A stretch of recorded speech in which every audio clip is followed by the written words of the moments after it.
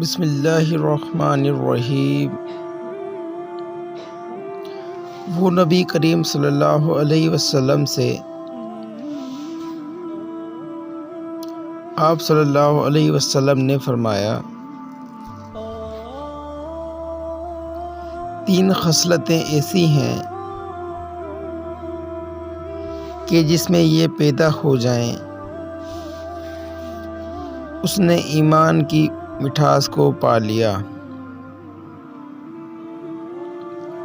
اول یہ کہ اللہ اور اس کا رسول اس کے نزدیک سب سے زیادہ محبوب بن جائیں۔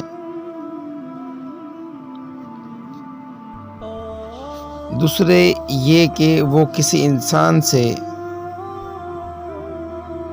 محض اللہ کی رضا کے لیے محبت رکھے۔ تیسرے یہ کہ وہ کفر میں واپس لوٹنے کو ایسا برا جانے جیسا کہ آگ میں ڈالے جانے کو برا جانتا ہے۔